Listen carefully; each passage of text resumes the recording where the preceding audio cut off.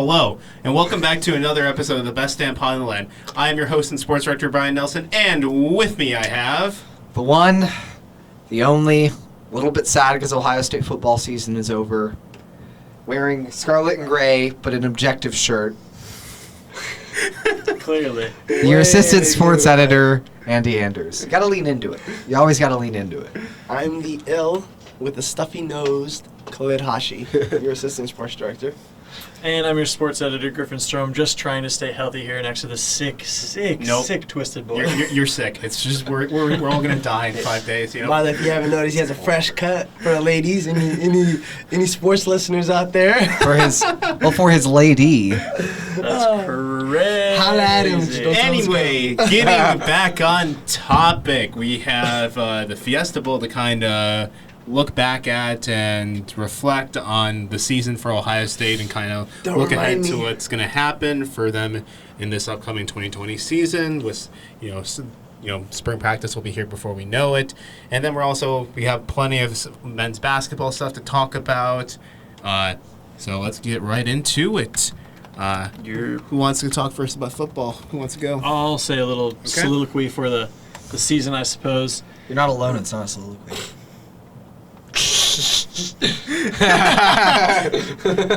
Eulogy, I think is what I meant to say. Monologue? A eulogy for the ended football season of Ohio State. I think it's really it was a disappointing end for the season for Buckeye fans, obviously, because of what happened in the game with the controversial calls. That makes it a really tough pill to swallow.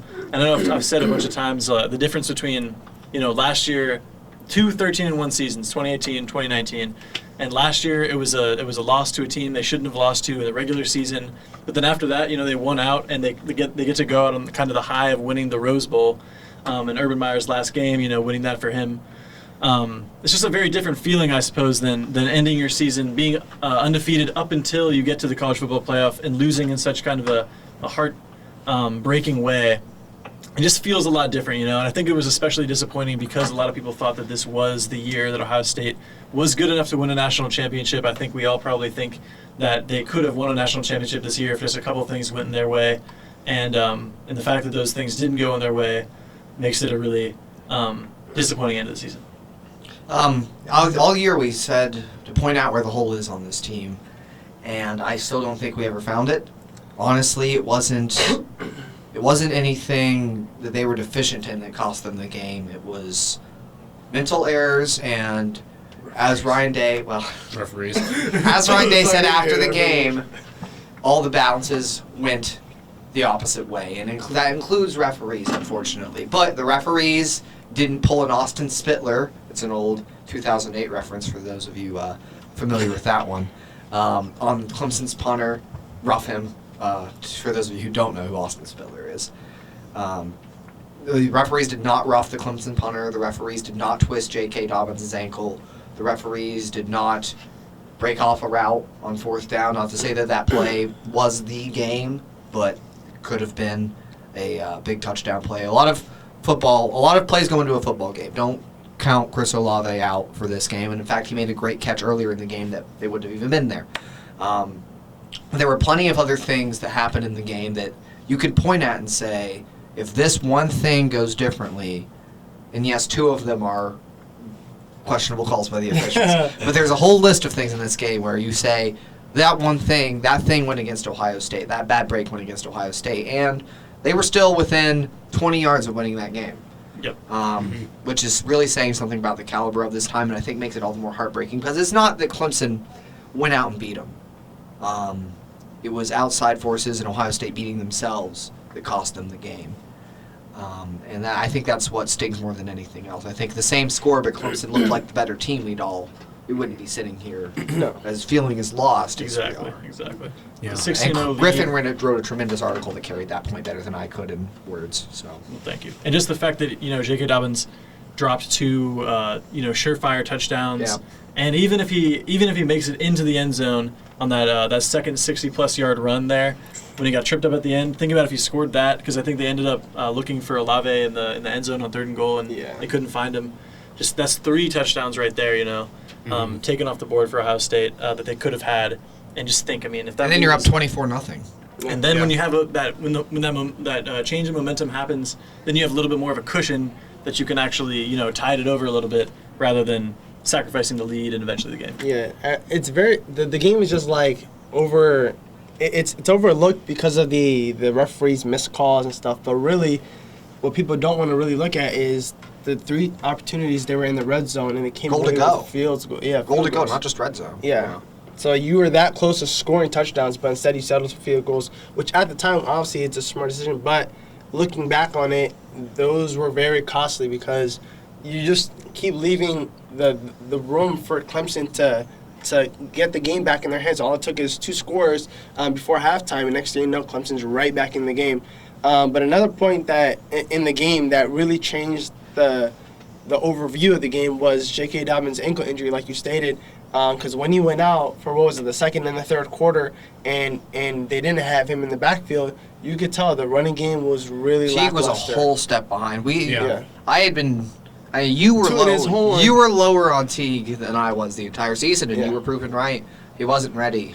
Maybe he will be next year. Who's to say? But And he not- wasn't ready. Yeah, and not even just like not having J.K. Dobbins, but also just still Justin Fields still like recovering from his knee injury. You could tell he was limited when he like had to take off, and really there was that. He was element limited, but he still, I felt like, did His more legs than were enough. enough of a factor. I wouldn't Yeah. pin it on that. And Yeah. it's I'm just saying, like in the second half when Master Teague was in, if Justin Fields was 100% healthy, I feel like that could have been the difference maker between Ohio State. Also, and there were a Boston. few times you sat to yourself and said, "Man, if he kept it on that one." Yeah. Exactly. Right. That's what I was saying. And- Well, I watching the game live, I didn't necessarily. There weren't any plays that stood out to me where I was like, "Oh, Fields looks limited on that." But then I've seen a lot of people that I haven't watched the game a second time, so Neither have I I. can't comment on it really. But I've seen a lot of people that watch the game again, other beat writers and whatnot on Twitter that say like, "I watched it again and Fields was clearly limited." So.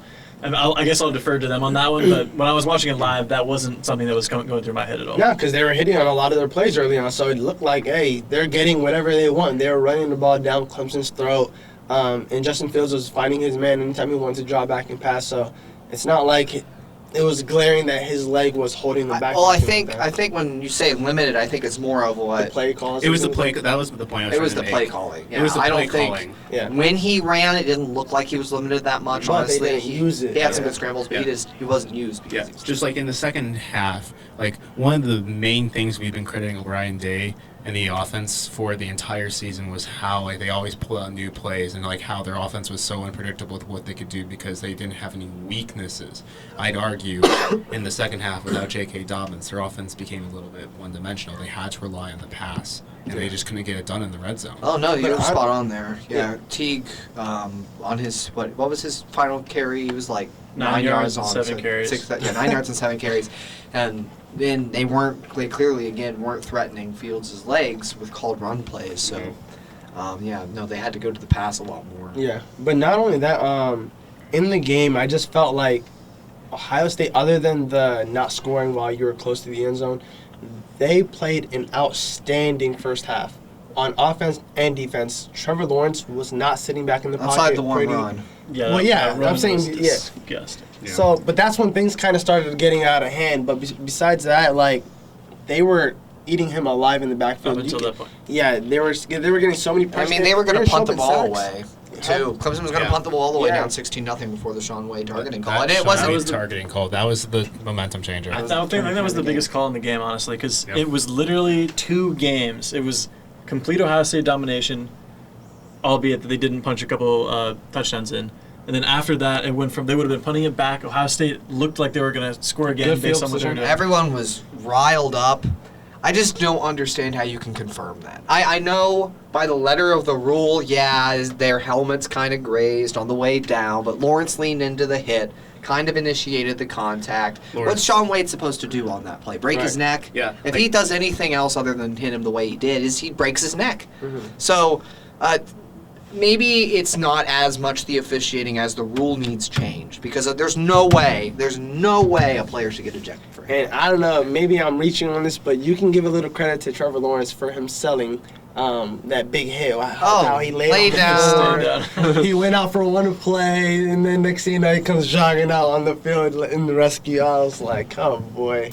And that play segues into one of the bigger developments since the season has ended, in that Shawn Wade, a surprise to some, definitely, that he decided to actually return for his redshirt junior season, his 4th season in the program this year, which, given the state of the rest of the secondary, the rest of the starting secondary is gone. And I even had prepared an article saying the entire secondary is going to be gone. Yeah. But Shawn Wade, he got on that YouTube stream with the Letterman Row guys, and he said he's coming back. He said he's still mad about the Fiesta Bowl. Very understandable. I think a lot of fans are as well. And I think, honestly, a lot of it came down to, think about the last few games. He didn't get to play the Michigan game, which would have been his last Michigan game if he was to leave. He also, the last thing that everyone sees of him and Ohio State fans sees of him is that targeting call where he can't finish out the game. I think he is like, I don't want to end my season that way. I don't want that to be the lasting image of me, whether it be NFL teams looking at him or Buckeye fans and Buckeye legacy. He was still a late first rounder. Right? Yeah, he was. The chatter was a late first round for sure. Though I understand the reason why he's coming back, I still. If he becomes a top 10 pick, I think it's worth it. I mean, if you're talking like purely draft wise, but there's other reasons. Yeah, you can't blame the guy for wanting to come back, but had I been in his shoes, I would probably have left. There's no reason to risk coming back because he was already borderline first round, second round lock in the NFL draft, and now you're coming back to potentially move up into the first round, which, yes, I know is more millions of dollars, but also the risk is you either don't have a good season because you don't know who your secondaries coach is going to be. You're playing with a supporting cast that's not nearly as talented as the year before. The D-line doesn't have Chase Young, so you're not going to get quarterback pressures to get you bailed out in certain situations. The D-line's still going to be a stud. No, I know, but I'm saying, like, Zach Harrison and Tyreek Smith. They're not Chase Young, though. Yeah, is what I'm saying. Like, the talent that they had, yes, they're going to reload as they always to Ohio State.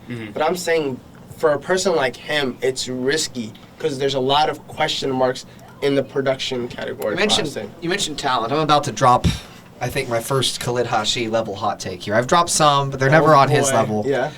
If Ohio State, this has one qualifier.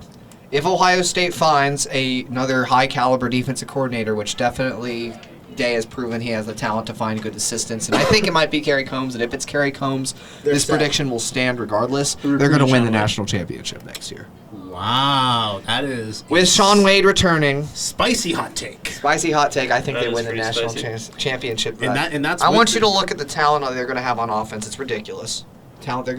You reload with 3 All Big Ten players on the offense. Offense is the least of my worries. Yeah, the only question mark is running back, and Teague might break out. Yeah, young receivers. Think about it. It's very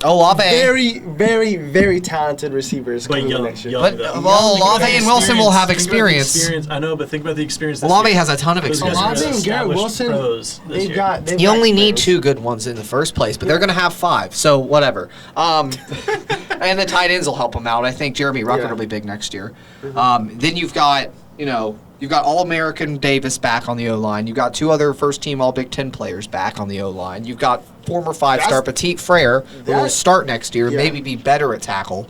Also Paris Johnson Jr. coming in. But freshman O-linemen don't usually contribute. The O-lineman coming back is more of a significance than the inexperience at wide receiver for me. I feel like that is way the more offense important. is set. The D-line always reloads. You've got all the linebackers back except Malik Harrison, and hopefully they pay Baron Browning a little more next year because he'll be a stud. You say pay? Play. Say play. I said play. Little trip. So the only question mark on this entire team is the secondary. Yeah. It's the only question mark. And Shawn Wade just came back. Josh Proctor's going to be fine at safety. We saw him. But let me not. Go ahead. Seven Banks and Cam Brown are the 2 question marks, I think. Let me tell you why Shawn Wade isn't insane for not leaving, though, because he said in his telecast he wants to move to that outside corner position where he's going to get a lot more looks at being a higher draft pick. He's not going to be in Okudah's shadow anymore. He's going to be the big time outside and the most experienced, the best corner, on the roster. Well, probably in the country. He'll be the guy for Ohio State. And people think that Kerry Combs is coming back. That's the guy that recruited him in the first place. So I feel like that's the reason why he came back. He has to know something we don't know about who's coming to coach, because there's no way in my mind that he comes back if he doesn't know who his secondary coach is. Well, Barnes kind of is his second. Kind of, sort of. He helped Hafley. Kind of, sort of. Yeah. Yes, but still, I do agree with Khalid. If I'm Shawn Wade and coach tells me, hey, listen, we want you to come back and, oh, by the way, the guy who recruited you to come to Ohio State is coming back to coach. Oh, yeah, okay, now I feel a lot better. I can come back and boost my stock. The other side of my hot take, though, because you go through the talent, I think you're still going to have the talent. You're still going to have a national championship level talent team when it's all said and done. The other side of it is that now they've been there. I think that you look at some of the mistakes they made in that game, you could characterize it as a team that hadn't been there in a couple years, a coach that's never been there before. I don't pin this game on Day's coaching at all. Some people would argue that he coached flawlessly. No, he coached great. On great play calls, and that touchdown last play is probably a touchdown. You can really look at this game and go, oh, we blame this coach or this No, it's player. not any one thing, but the team shot themselves in the foot a number of times with penalties, too. I think some of it was they hadn't been there before, and as great as they've been motivation-wise, that's kind of hard to say, they hadn't been there before. And now you have the extra motivation of, we know what it takes to get to this stage. We feel like we've been screwed over because you know in that locker room, they're not going to say it publicly, but you know in that locker room, they're sitting there saying, those refs screwed us. Yeah. Whoever believes it out there, the players are thinking it, I can guarantee you. And I just think the extra motivation puts them over the top in the end. When you get to the end of a season that you've been dominating like they did and you kind of wear down a little bit, now they know what it takes to polish it off. Yeah. And I think you're going to have almost the same talent level. And I feel like you're going to have a different sense of urgency next year where it's going to be a lot less celebrating regular season wins, where you're going to see a lot more pissed off of a locker room to just... They were pretty pissed off this year, to be fair, because of the defense. They were, but I felt like there were... Yeah, the defense, but... Not the offense. I felt like there were still a lot of question marks, like at quarterback, new coach, and to where it was like, we don't even really know. We're just going to enjoy it and go with the flow. Nobody expected to be in a college football playoff and contending for a championship like before the season started. They were freaking predicted to be the fourth best odds to win the Big Ten before the season began. Yeah, and none of us believed that. They were Which is always absurd, It was always absurd, but I don't think any of us expected them to be this good that they were this year. Yeah, so I feel like next year they'll have a lot of anger built up to want to. Yeah, I definitely think they'll be the favorites to win the Big Ten, and that's definitely. Well, it's also just because you look at other teams like Michigan, Wisconsin, and Penn State are also losing like key players to the draft. Like Jonathan Taylor is going to be gone, KJ Hamler is gone. But I think for the sole fact that Ohio State's returning their Heisman finalist quarterback, that right there alone sets Ohio State easily at the top of the Big Ten coming next year. Okay, so we all agree that secondary is the biggest question mark for next year. Oh yeah. Who are your two corners besides Wade? I've said this since the beginning of the season. Sevyn Banks is the next star at corner for Ohio State. Okay, I can see it. Who's your second?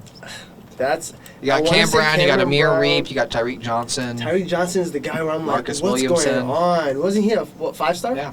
It's like what's going on? You've barely seen him play besides special teams. I want to see him I want to know what's going on with his process and development and what the issue is. But yeah, right now I just see Sevyn Banks as a lock, and then probably Cameron Brown's a lock too. But we'll see. Cam's got the speed. It's all about the technique. Yeah, Reep. I think he's gonna take. I feel like from the Who are your spots they two? played him in, I feel like from the spots that they played him in this year, that Well, next year's a new year though. it's a new year, but I'm saying just Plus judging a on that, and it new would like have to be secondary Banks coach and as Reed. well. Right, but That's a variable we don't have yet. So, but who are your two picks? If you're the coach, who are you starting next year? Alongside Wade. the other guys, I don't see them every day, so it's hard for me to say. So that's why I'm saying. Well, yeah, we haven't seen based much on- of them, but based on from off what I- what you know, we cover just- the team. We know some stuff. Based on what I saw, I feel like it has to be Banks and Reed. Banks and Reed. I agree with. I think Sevyn Banks will be about David Arnett caliber next year. I think he's shown that he can get there. Even 2 years ago, just some of the plays he's made on special teams, he's shown he has the heart and the will to get coached, and they have good enough coaches to develop him, and he has the talent. That combination's there. Reap definitely looked the most consistent this year, but what I will say is that raw talent-wise, Tyreek Johnson and Cam Brown are both above him, I think, in terms of raw potential. Yeah. Reap is more experienced. I think he's at least a year older than both of them. Reap, again, His looks ceiling is not nearly as high as consistent, but theirs. he's not. His ceiling isn't as high. My pick would be Cam Brown. I think he's got the Safest. He's got a lot of speed at that position, and if they get his technique refined, he could be a real. Not only that, I think he got a lot of valuable playing time this past season to where Ohio State coaches can trust him in big moments. Where that's honestly the biggest thing they're lacking. So obviously, Seven Banks has got a lot of time, and we know he's going to be pretty much a lot to be playing. And Tyreek Johnson has a lot of hype, and he's had 2 years under his belt now. In the system, so they're going to just like the fact that he hasn't risen above all these other names. That's kind of scary worrisome. part, yeah. Well, kind of going off of this is more like a hot take. I'm not, but do you guys think we could see Ryan Watts get some potential playing I time? don't think so. I No. think they're too raw. They need As a freshman. him I mean, and Legend. still, but- Legend. If you said Clark Phillips when he was still committed, I'd say maybe. But Yeah. no one in the current recruit. Ryan Watts and Legend Cavazos, I think, are just probably going to redshirt. Or I don't know if they might not redshirt if they develop. I think fast enough, Legend but- is pretty underrated. I think you might see him contribute on special teams enough that he doesn't redshirt. Okay. But I don't definitely see say- him getting back there in the secondary. No, I don't see him starting Meaningful at any snaps. point. What about Ransom? No. No, none of the freshmen Yeah, class. none of the freshmen are like. I feel like there's only one way truly at Ohio State you can like play as a freshman, and that's if you're like a really, really, really talented 5-star who looks ready to. I don't know. There's not very many people. Zach Harrison was a contributor. Hardly anyone. The last person I can even remember starting as a freshman was Michael Jordan, and that was because they were so thin at O-line that year. The secondary is also one of the cornerbacks, especially is one of the hard. it's hard. I know. It's besides quarterbacks, the hardest position to play. No, it is. Yeah. In football. So you have to be a guy like, for example, LSU's Derek Stigley. That's the type of talent you have to be able to get on the field as a freshman. Dobbins started as a freshman. That's the biggest example. Yeah. So I don't see any of those freshmen. You guys are definitely right. I just thought it's worth bringing it up, especially because we're going to have a new coach for the secondary as well. So who knows? Maybe someone will break out in spring. But yeah. One freshman that I could see, however, and this is a huge hot take. He's not even committed to Ohio State yet. What? It's Jumeirah Gibbs. If Ohio State gets him, You've been on this, yeah. listen, I promise you, I could see him being the next. I mean, even if plug and play, baby. Even if Teague does fall off the map, I still think Crowley's got the I talent. still think those two guys. But I feel like if Jumeirah Gibbs comes in, I feel like he can get some snaps in as a freshman. I But still like Master. I think Master's underrated. I think he'll probably start next year, but I don't see him getting. He had a bad game against Clemson. There's no denying that, but he. I don't know. I think the statement has just been a little. My one knock on him is the fact that when the moments were big and he came in for JK in big games, meaningful games, not just second half blowouts, he's struggled a lot. Yeah, So that's what I'm waiting to see. And maybe he wasn't ready for that stage this year. It's a question of, is it a talent deficiency or was it a gut deficiency? Was it a mental thing or was it a physical thing? I don't know. I think we'll find out next year because I think if it's a mental thing, you can fix that. If it's a physical thing, then you can't. I just personally see a lot more upside out of Marcus Crowley and Steel Chambers, both of them. I'm not. I agree on Marcus Crowley. I really come around. I really like. I don't know. I wasn't a big fan of them coming into the season, but the more I seen them play, the more I was like, whoa, they got a little juice under them. I like the way they play. Maybe it's just the tank mentality. I just like that. Maybe it's just that I like the old school, big, fast, physical running backs. But I think Teague has a lot of potential too. So. Khalid is right though. I just did an article about this that's going to come out tomorrow in 2 days. About replacing Dobbins and Teague all season. It kind of looked like, oh wow, like Teague kind of surprised everyone, and he might take the mantle as being kind of the to dominate carries next season. Obviously not as much as Dobbins did this year per se. But now I think the last 3 games he played, he didn't even get a handoff in the Big Ten championship, if I'm not mistaken. Mm-hmm. And then in the Michigan and Penn State games. And then the Clemson game, he averaged just over 2 yards a carry in those games, and so that's what Khalid's talking about, the biggest spots of the season.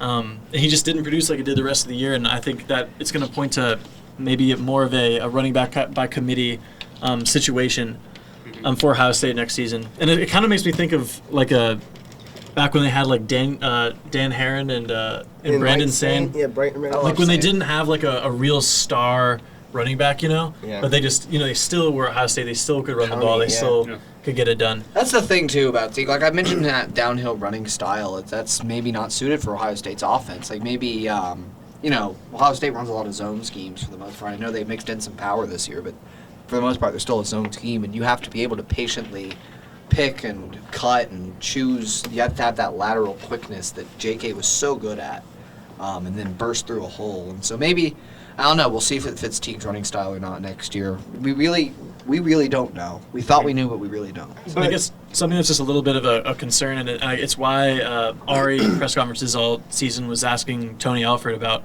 like, why don't you guys have like a running back in the next class and whatnot. It's because now you're looking at the running backs. They're trying to get and then one. you got a 3-star coming in from Ohio, Yeah. and it's like he might be great. Like stars aren't everything. Right. At the end of the day, but when you're looking at it, it's like like next year might be a holdover year, but then like who's coming up after that, Yeah. and you're seeing we've got a 3-star guy from Ohio. Like they don't have anything in the pipeline that seems special right now. I mean, Khalid's right, though. You watch that Jumeirah Gibbs film?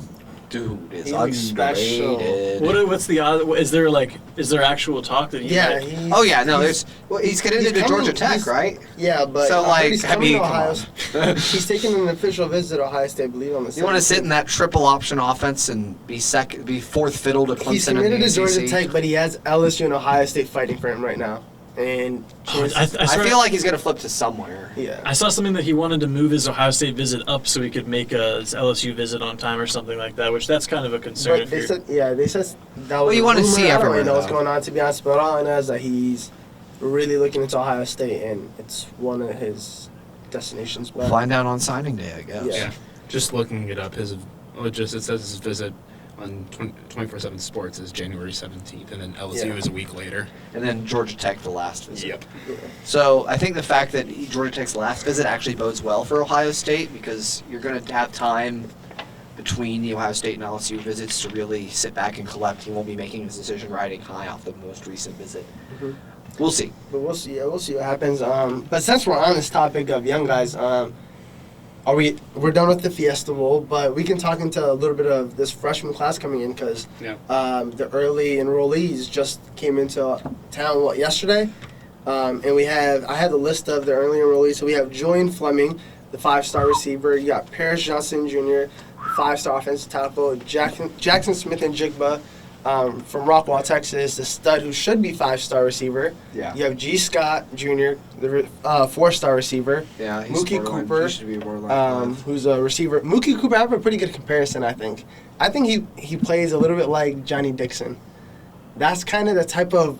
He's kind of like He's a deep threat. He's a slot guy. He's not, but he's short and he's thick and he's Okay, his body type is... Yeah. His body So type we'll is Johnny Dixon, but his play style ain't. What would you say his play style is like? His play style, more like KJ Hill, honestly. In my eyes, KJ Hill and Johnny Dixon, I know he was fast, but I don't know. I don't know. We'll see. You know who I want to see next year is Jalen Gill. Where's he been at? You know, Next year is a make or break year for him. an H-back. That's That's for a guy who could really step up in that receiving I'm core, I think. I'm excited to see what Jameson Williams Yeah. does. He showed some speed Yeah. when he got to play. I forgot about that, shoot. And he's gonna get some time next season to It's- start, and it's gonna be Jalen insane. Harris, buddy. I don't. Yeah. Anyways, You moved right off of it. something about Jalen Gill that I want to say is, if he loses his the H-back spot in spring ball, I would not be surprised if I saw his name in the transfer portal. That's one thing to look forward to. If who? Jalen Gill. Oh, word. If I he mean, loses Mario his McCall spot- was there all these years. Well, he's coming back next year, isn't Yeah. he? But Jalen Gill's way too highly touted of a. That's another name at running back. Yeah. Yeah. I mean, people were expecting McCall to be the backup before the season even started. Exactly. So And what happened to Where did that? that go? yeah. So All right, we spent forever talking about football. yeah, I haven't even brought up Julian Oh, but Fleming hold on, as someone who before we could move on, I really want to get your guys' opinion on the whole quarterback situation in this year's class. We've seen C.J. Stroud and Jack Miller. I was high on Jack Miller a few months ago, but I really like C.J. Stroud's ability, and I think what Ryan Day does with his pass game coordination and how good he is at designing, I think it fits Stroud's talents to a T. I think he'll be. I'm not gonna say he'll be another Justin Fields or Dwayne Haskins, but he'll be The next in line. he'll be an All Big Ten player by the time he's done at Ohio State. He was drawing his comparisons to Justin Fields himself Mhm. at the All American Bowl or Is whatever. he that much of a dual threat? Yeah, that's what he was saying. He was saying people don't realize I can run a lot better than people are giving me credit I for. know he can run better, but can he run that well? Like he's not a pocket passer. There's sites out there saying he's a pocket passer. I know he's not that. No, I just think he's a little too slim right now to be running as much as people would like to see. So I feel like if he comes to Ohio State, puts on a good amount of weight, then yes, I can draw the comparisons to Justin Fields. But I wouldn't count out Jack Miller though. No, Jack Miller's got height on CJ Stroud. He's 6'4". That's pretty good for a quarterback. Height isn't as important in college. Yeah. Though. I mean, it isn't. But let's not say CJ Stroud is what 6'2", 6'3". Yeah. So Yeah, he's he's just, 6'3". he's I not. think He's not 6'3". so short that it's a deficiency by any means. No. So I don't know, but that's going to be a really interesting spring battle between those two guys. And I don't think either one of them are going to be hurt because they're probably both going to redshirt. So it's not like they're losing a year eligibility. And then the next year going forward, you'll have the real battle to see who's going to become the starter once Justin Fields, assuming he leaves for the draft. I think it's great one for of them both of might them end to up have being a year. Ohio State will need a backup. Yeah, that's what I was about to say. That's what I'm saying, to see who's going to start. What if the other one's sitting there going, "Well, I'm the same class as this guy. Hey, He'll be out this year." I'm saying one of them will probably leave, but How it's many okay players have we because- seen enter the transfer portal? Yeah. But that's what I'm saying. He'll probably enter. Whichever one loses will probably enter the transfer portal. you But guys then taking a still look have- at Ohio State's 2021 class yet? Yeah, by they the still have way? a quarterback coming in from that class. Well, as yeah, well. but I'm saying just how ridiculous that class is going to be. They're number one in the country. Yeah, and you've got like 5 stars committed already and multiple I heard- 5 stars that you're in on. I heard the number 4 overall player, he's like a defensive tackle committed to Washington. I heard he's supposed to flip to Ohio State. Yeah, Really? you've got. Pretty soon, I yeah. mean, you've already got the number 2 player in the country. Yeah, so that's two Yeah. top 5. That class, I thought this class was like, whoa, like this is the next like I thought 17 was the- 2017. Yeah. I don't know, this was the next like 18 big was a wave. great class too, especially after you get Fields in. Yeah. So those guys will all be third years next year. Yeah, so. Yeah. That's why I think But you're going to is it- have the talent. Is it just me? Or is Ohio State still like sleeping under the rug in recruiting? Like they're hitting like on all these big names, but still like it feels like they're not. I mean, doing- after you lost Clark Phillips and I don't which know. I think he's gonna regret, but that's topic for another day. Utah's produces NFL talent fine. I think he'll regret not winning. Yeah. More. He's the I think highest the rated hype right prospect in now- the history of the school, Yeah. which that's kind of. And you know why? Really? You want to Yeah. know why? That's insane. It He's baffles me. 47th. That's not very high for the highest ever. It's Utah though. But this is the reason why it confused me. It's like you're gonna decommit when you're the highest secondary recruit at Ohio State in this class, and they're losing basically their entire secondary. Yeah. He would have started at least 3 years and maybe 4. Yeah, you probably could have played decent amount this year and Or been 2 a years. 3-year player. He would have for sure started his second year. I hope he kills it at Utah though. So Yeah, no. All the best wishes to him, Yeah. and I've heard he's a great kid. But you can't I blame say him. Like, he kid, said, he's not that much. I heard his reasoning, and it's basically because of coaching consistency, which you can't blame a player for. Well, yeah, wanting to if coach by the you same- build a special relationship with your position coach, and if you don't know who that's going to be, then Yeah, it'd be tough. it's honestly worrisome. No. Anyway, Basketball. we need to talk about basketball. Yeah, for the record, we are mostly supposed to talk about basketball in this podcast for 35 minutes. We got all reminiscent and looking ahead. So farewell. Yeah. But you know what? We Sad. had to do that. We've been talking about We this needed football some team. closure. It was our last football season. as This could have been students. brought to you in New Orleans, guys. Could have Sad. been. should have Instead, been. we're in good old dirty. Here in this hot studio, Yeah, catching this- disease from Khalid. The Jefferson building is like 80 degrees Sorry, right guys. now. Now you It's have it as insane. well.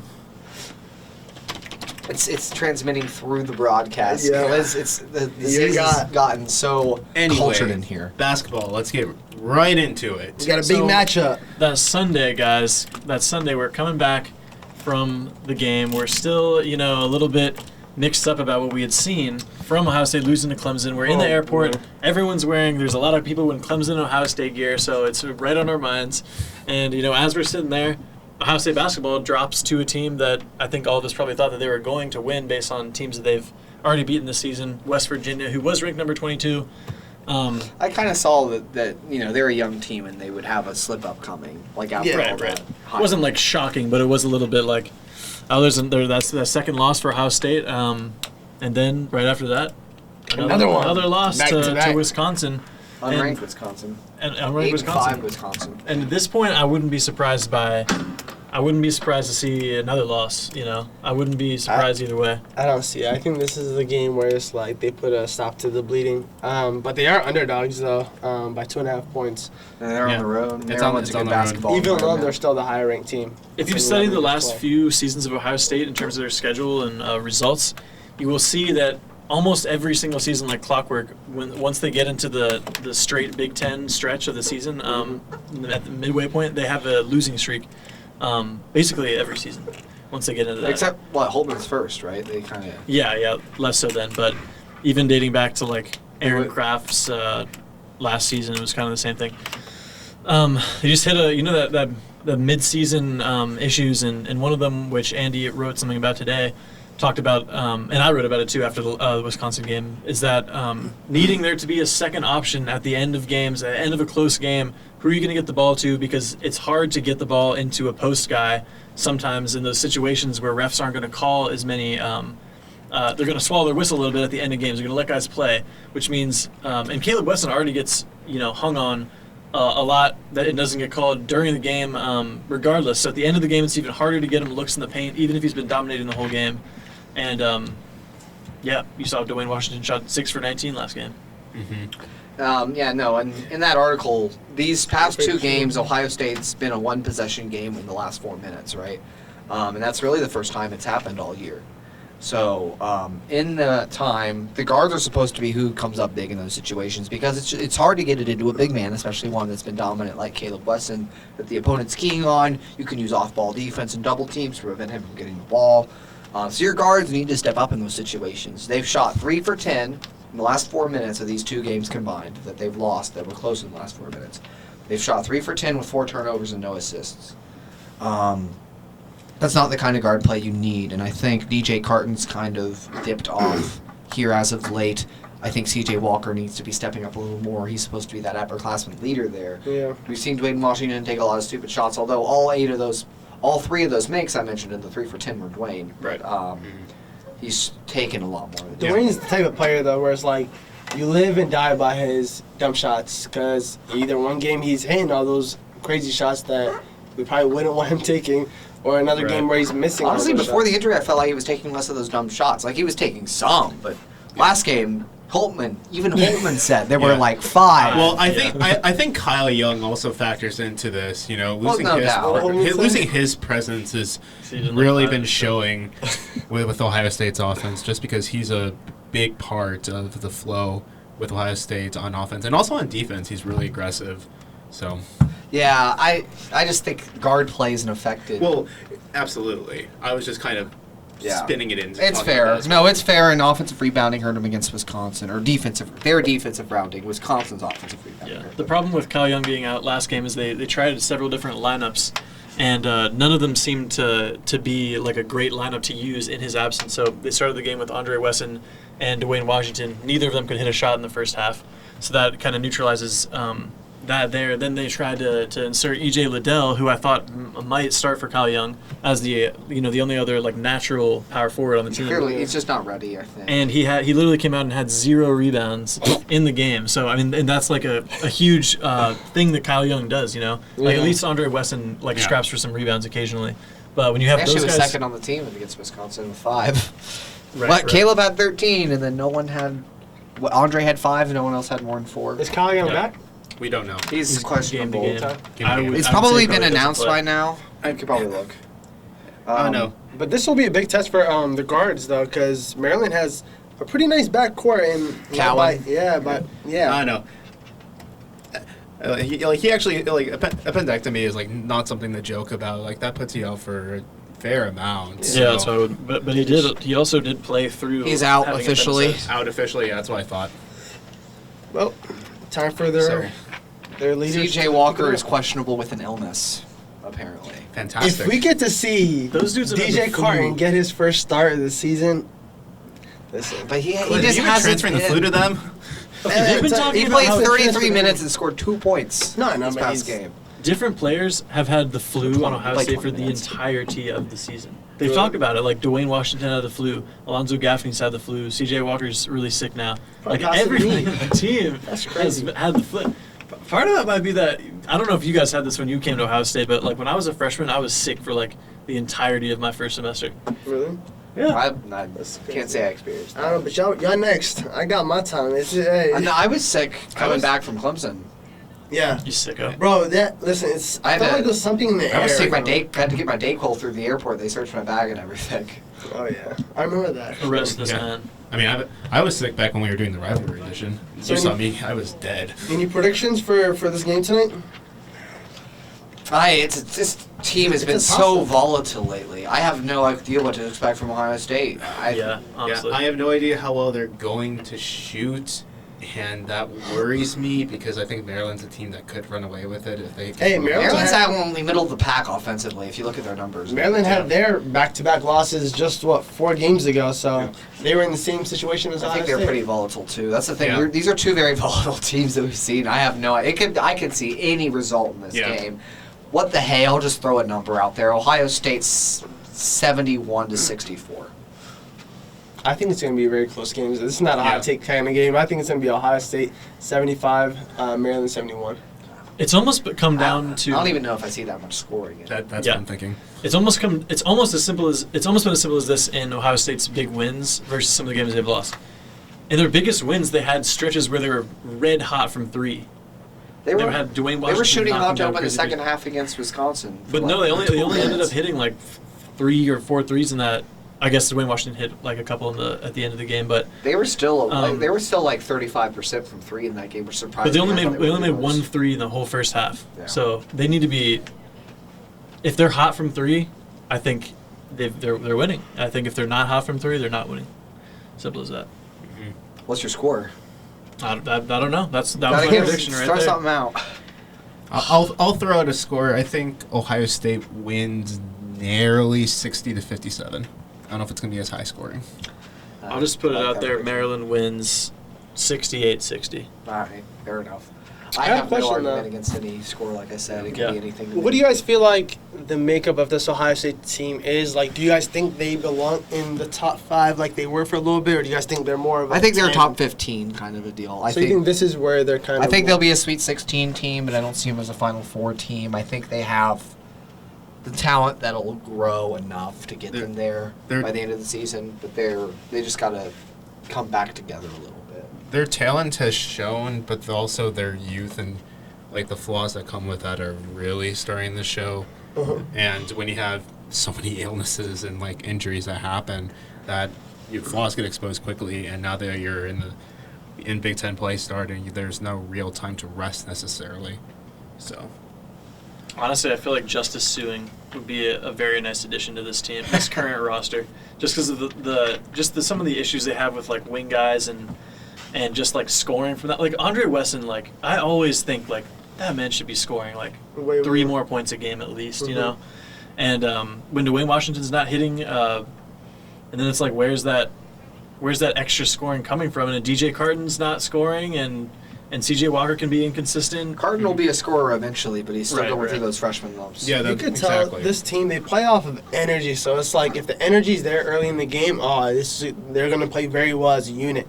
But if they come out just kind of, it's another game, then they struggle to score in the beginning of games like we've seen before. I do think there's potential to see Ohio State come out and be more disciplined than they've been over the past couple games, because I think Holtman was very annoyed by that, specifically like Dwayne Washington taking 19 shots. I think we're going to see Ohio State be more balanced tonight. Whether that results in a win, I don't know. More than anything, though, I think an emphasis tonight for them is going to be defense. Because if you're struggling scoring, the one thing you can do, and it's just an effort thing, is play defense. So I still can't get over that comment about Dwayne. He's like, yeah, I didn't like some of the shots he took. They were like, he said it so nonchalantly, and then you're sitting there like, wait, not liking 5 shots somebody took is a lot. that's a lot. Yeah. So It was just funny, like especially when you only like, made 6 of 19. Right. So I think that's it. I think that's all we have time for today. So you guys will see what the result of the Maryland game is first before this goes up, because it'll take a while to edit. But thank you very much for watching another episode of The Best Damn Pond in the Land. Stay tuned for us this semester as we transition from talking about football to basketball and maybe even other sports. Andy may have some wrestling stuff to talk about next week. We'll see. Someone else can hop on with me. Yeah, I'll do some research. Chill. All right. Peace. Peace. Peace out.